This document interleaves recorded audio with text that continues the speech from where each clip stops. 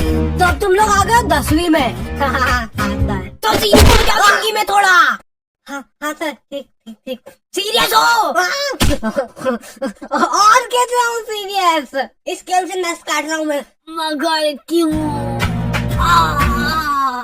मैं मरते मरते भी पढ़ाई करना चाहता हूँ। साइंस की हालत तो सही में भी सीरियस हो गई। बेटा बात ऐसी है ना कि तुम अभी मेरे को अच्छे से जानते नहीं हो। अभी जरा से में हवा ही हो जाओगे। क्या हो जाओगे?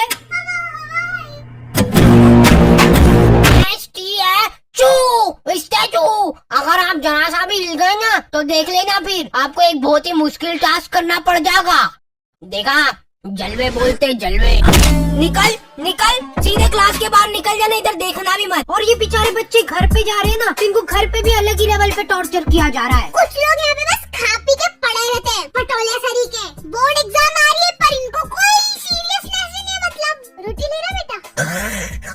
मैं पढ़ने जा रहा हूँ। और तुम्हारे पेरेंट्स तुमसे पूछे बिना ही तुम्हारा फ्यूचर डिसाइड हो रहा है। वाह मतलब वाह। चलते हो कोटा भेज देते हैं। किसको? मैं कहीं नहीं जा रहा हूँ। मैं बनूंगा वो क्या बोलते हैं, वो घास ठीक है, आग लगाऊंगा मैं। देखा टैलेंट।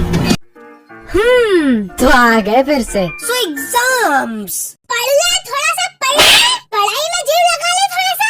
मतलब पढ़ाई जो करने में तुमको मौत आती है और जिन बच्चों को मौत नहीं आती है।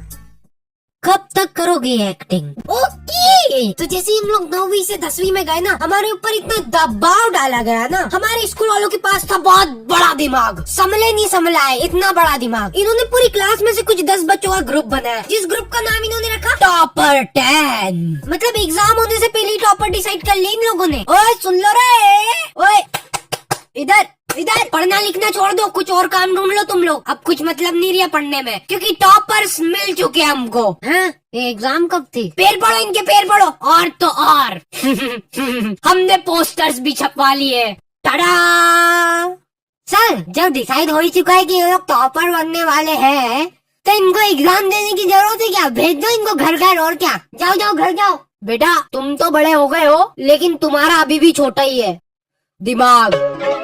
क्या कर रहा है भाई? अरे मैं अपनी नॉलेज से प्रोबो में पैसे कमा रहा हूँ। पैसे? तू नहीं कमा पाएगा, उसके लिए नॉलेज चाहिए रहता है। वैसे भाई एक बात तो बता, कितने कमा लिए तूने? बता। अरे बता शर्मा। तुम लोग प्यार से इन टॉपर 10 को बुलाते थे टोपा 10, और सारे टीचर लोग इन 10 बच्चों को खोपचे में ले जाके जिन्हें क्या गुप्त ज्ञान बांटते थे। देखो बेटा, बीड़ी कभी भी फूको ना तो हमेशा उसका पूरा स्वाद लो, फील लो उसकी पूरी। लो ट्राई करो अब तुम लोग। और हाँ एक और बात, हमारे स्कूल की फीस बहुत ज्यादा थी और फैसिलिटीज के नाम पे। अरे बेटा चौक खत्म हो गई स्कूल में। एक तो तुम लोग फीस भी नहीं भर रहे ना। क्यों कर रहे हो हमारे साथ इतना अत्याचार? बेटा हमारे खाने के लाले पड़ रहे, एक रोटी नसीब नहीं हुई हमको 2 साल से। ये देखो मेरा पेट।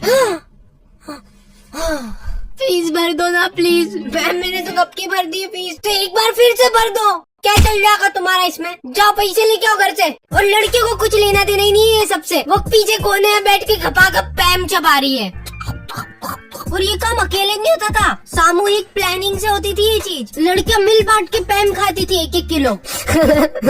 कैसे? तो हमारी बोर्ड्स की प्रिपरेशन बहुत धुआंधार चल रही थी। और हमारे टीचर लोग आए दिन आके हमको मोटिवेट करते रहते थे। देखो बेटा ये आखिरी के कुछ पल ही बचे तुम्हारी जिंदगी में, इसमें पूरा जोर लगा दो। मैं सही को लगा के तेरी चमड़ी निकालूंगा। बेटा देखो ये तुम्हारी जो मार्कशीट आएगी ना, यही तुम्हारा फ्यूचर डिसाइड करेगी। अब रोटी किसका तो?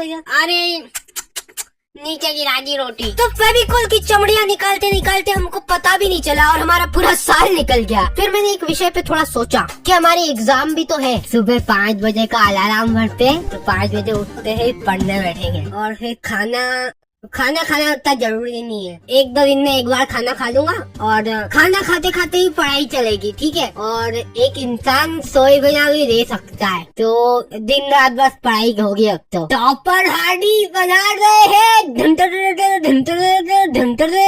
अगले दिन ओ माय गॉड, मैं पूरे 2 मिनट लेट हो गया और ये मेरी चड्डी गीली कैसे हो गई? अब सगुन लगता है अब मेरे को पढ़ाई छोड़नी पड़ेगी। ये अब शगुन को ठीक करने का एक ही रास्ता है, घर से पी के आग लगाओ।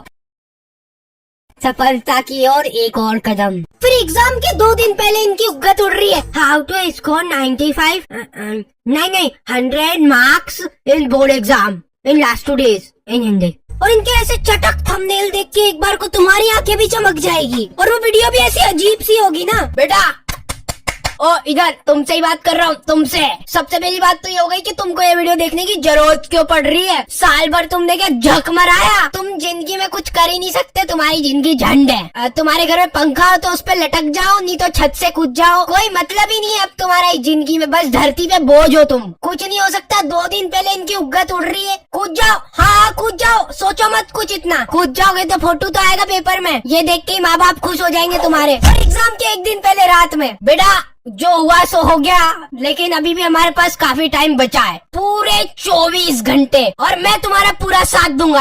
हम सब लोग 24 घंटे की मैराथन लगा रहे हैं, जिसमें तुमको हमारे साथ खड़े होके भागना होगा। इससे क्या होगा ना कि तुम्हारी भागने की प्रैक्टिस अभी से ही हो जाएगी, क्योंकि रिजल्ट आने के बाद तुमको घर छोड़ के भागना ही है। तो हमारा कोई सा तो सेंटर आया था, वहाँ पे हम लोग एग्जाम देने गए थे। वो सेंटर नहीं था, जने कौन से जंगल के बीच में 4 पत्रे लगा दिए और बोल रहे सेंटर है। हम लोग एग्जाम दे रहे, उधर पीछे कुत्ते चिपक रहे, गाय आके बच्चों के पेपर में फोटा कर रही है, और मेरी टेबल भाई साहब बिल्कुल मेरी जिंदगी की तरह डगमगा रही थी वो टेबल। तो मैंने सोचा कि वाह मेरे को बहाना मिल जाएगा अब कम नंबर आएंगे तो, क्या बेटा बच्चा लिख ही नहीं पाया, टेबल खराब थी। और फिर रिजल्ट आते हैं ना, तो वो जो टॉपर टाइम थे ना, उनको छोड़ के कोई अलग ही प्राणी टॉपर बन जाता है, जिसको आज तक तुमने कभी स्कूल में देखा ही नहीं होगा। वो तुम्हारी क्लास में ही था। फिर ये टॉपर को सम्मानित करने के लिए उसको हार वार पहनाते और फिर उसका फोटो खींच के पोस्टर छपा देते बड़े बड़े।